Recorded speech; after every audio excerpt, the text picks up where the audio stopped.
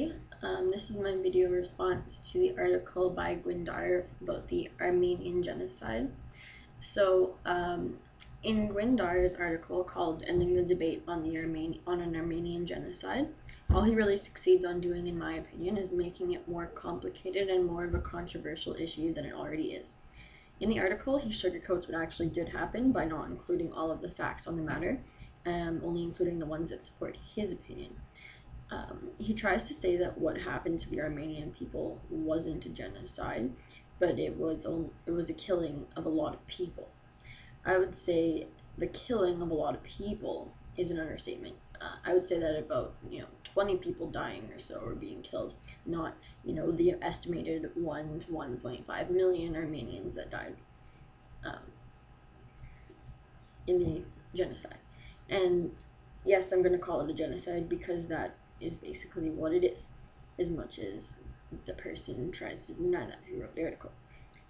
He mentions that the rich Armenians that were able to leave on trains or ships to Syria didn't face mass killings. But what about all of the people that did? He didn't mention that, did he? First, the Armenian men in the army suffered mass killings, then the talented or intellectual Armenian people, and then everyone else. I'm sure the rich were spared their lives because of the fact that they had they had money, and would benefit the economy that was struggling because of the fact that there was a war going on. In my opinion, it was a policy aimed at the extermination of a particular ethnic or religious group, because as much as there wasn't much evidence of the detailed planning of the extermination of the Armenian people, and as much as it wasn't as planned as, say, the Holocaust was, many Armenian people died. It doesn't just happen out of nowhere. It's not a mistake you accidentally make. It's not a thing that you would say, oops, afterwards. There obviously had to be discussion and planning of the killings. He brings up a lot of points about the Armenian genocide that prove that it is a genocide, even while he is trying to get his opinion across that it wasn't. First of all, the Armenian people were forced out of their homes to be deported.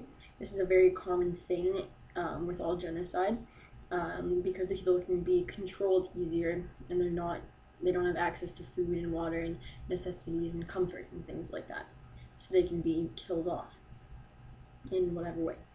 In the article, he also states that the Armenian people faced abuse sexually, physically, and emotionally or mentally. Another thing that happens in most genocides.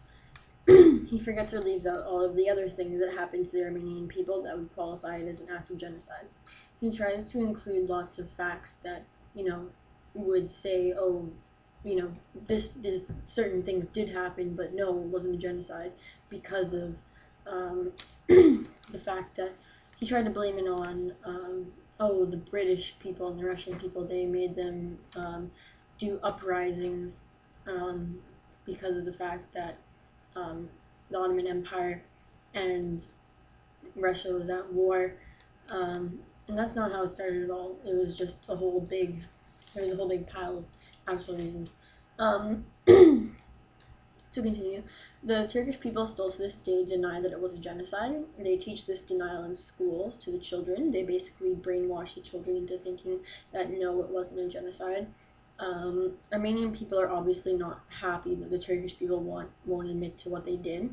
In the article, Gwynne Dyer states that the Armenian diaspora care more about Turkey admitting that what happened was a genocide, more so than the Armenians that live in Armenia.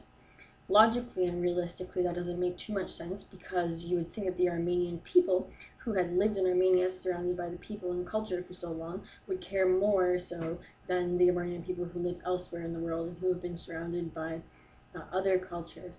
They might not even know anyone who actually firsthand went through this, or secondhand heard about it, or whatever.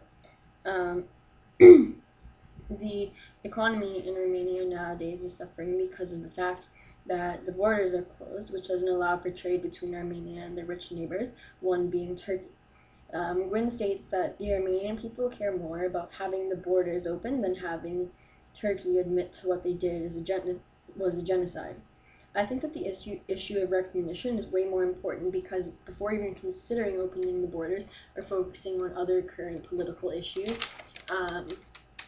I think if the borders were opened, it would cause a lot of problems for both the Turkish and the Armenian people, such as riots or whatever stem from arguments on the subject. It's still a very controversial issue and a very sensitive issue. So I think that there would definitely be, some problems because of that. Um, I think they need to solve the problems they have between themselves from the past before focusing on the future or the current political issues. To finish this off, overall, I think that Gwynne Dyer was on some seriously hard drugs when he wrote this article, and that he has everything basically all wrong. And that's the end of my response. Bye.